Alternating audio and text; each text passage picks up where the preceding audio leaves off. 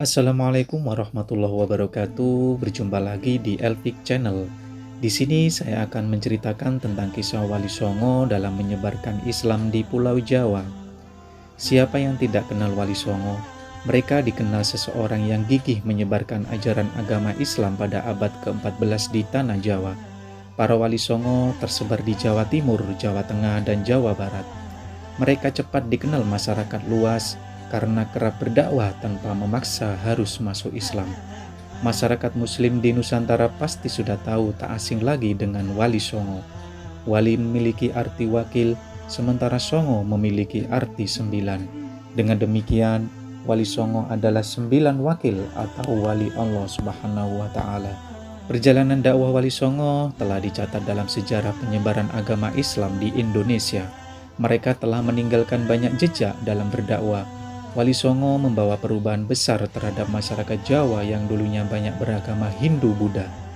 Berikut kisah selengkapnya. Yang pertama adalah Sunan Gunung Jati atau Syarif Hidayatullah. Syarif Hidayatullah berperan penting dalam penyebaran Islam di Jawa Barat, khususnya di Cirebon. Sunan Gunung Jati adalah pendiri dinasti Kesultanan Banten yang dimulai dengan putranya, Sultan Maulana Hasanuddin pada tahun 1527. Sunan Gunung Jati menyerang Sunda Kelapa di bawah pimpinan Panglima Perang Kesultanan Demak Fathahillah. Sunan Gunung Jati merupakan sosok yang cerdas dan tekun dalam menuntut ilmu. Karena kesungguhannya, ia diizinkan ibunya untuk menuntut ilmu ke Mekah. Di sana dia berguru pada Syekh Tajuddin Al-Qurtubi. Tak lama kemudian ia lanjut ke Mesir dan berguru pada Syekh Muhammad Attailah Al-Syadili, ulama bermadhab Syafi'i di sana. Sunan Gunung Jati belajar tasawuf Tarekat Syadiliyah. Dan yang kedua adalah Sunan Ampel atau Raden Rahmat. Sunan Ampel memiliki nama asli Raden Rahmat. Ia memulai dakwahnya dari sebuah pondok pesantren yang didirikan di Ampel Denta, Surabaya. Ia dikenal sebagai pembina pondok pesantren pertama di Jawa Timur. Sunan Ampel memiliki murid yang mengikuti jejak dakwahnya, yaitu Sunan Giri, Sunan Bonang, dan Sunan Derajat. Yang ketiga adalah Sunan Gresik Maulana Malik Ibrahim. Sunan Gresik atau Maulana Malik Ibrahim dikenal dengan nama Maulana Maghribi atau Syekh Maghribi. Ia diduga berasal dari wilayah Maghribi, Afrika Utara. Namun demikian, hingga saat ini belum diketahui secara pasti sejarah tempat dan tahun kelahirannya. Sunan Gresik diperkirakan lahir pada pertengahan abad ke-14. Ia merupakan guru para wali lainnya. Sunan Gresik berasal dari keluarga muslim yang taat. Kendati ia belajar agama Islam sejak kecil, namun tidak diketahui siapa saja gurunya, ia menjadi ulama. Pada abad ke-14, Sunan Gresik ditugaskan untuk menyebarkan agama Islam ke Asia Tenggara. Ia berlabuh di desa Leran, Gresik saat itu. Gresik merupakan bandar kerajaan Majapahit. Tentu saja masyarakat saat itu banyak yang memeluk agama Hindu dan Buddha di Gresik. Ia menjadi pedagang dan tabib di sela-sela itu ia berdakwah. Yang keempat adalah Sunan Bonang atau Raden Mahdum. Sunan Bonang adalah salah satu wali Songo yang menyebarkan agama Islam di tanah Jawa. Ia memiliki nama asli Syekh Maulana Magdum Ibrahim, putra dari Sunan Ampel dan Dewi Condrowati atau Nyai Ageng Manila. Yang kelima adalah kisah Wali Songo dari Sunan Giri atau Raden Paku. Sunan Giri memiliki nama asli Raden Paku. Ia merupakan putra Maulana Ishak. Suatu ketika ia ditugaskan oleh Sunan Ampel untuk menyebarkan ajaran agama Islam di Blambangan semasa hidupnya.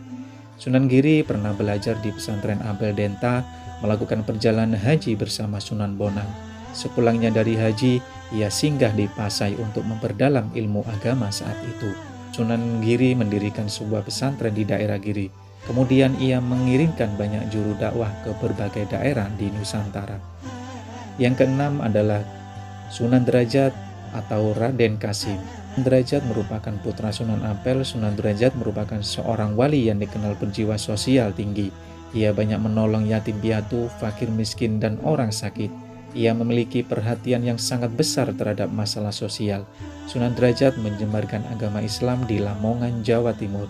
Sunan Derajat merupakan wali Songo yang memiliki banyak nama, yaitu Sunan Mahmud, Sunan Mayang Madu, Sunan Muria pada Raden Imam, dan Maulana Hashim pada 1484. Ia diberi gelar oleh Raden Pata dari Demak, yaitu Sunan Mayang Madu. Yang ketujuh adalah kisah Sunan Muria atau Raden Umar Said. Sunan Muria merupakan seorang wali songo yang sangat berjasa bagi penyebaran agama Islam di Nusantara, terutama di daerah pedesaan. Ia gemar bergaul dengan masyarakat kalangan bawah. Hal itu membuat masyarakat mudah menerima ajaran yang disampaikannya.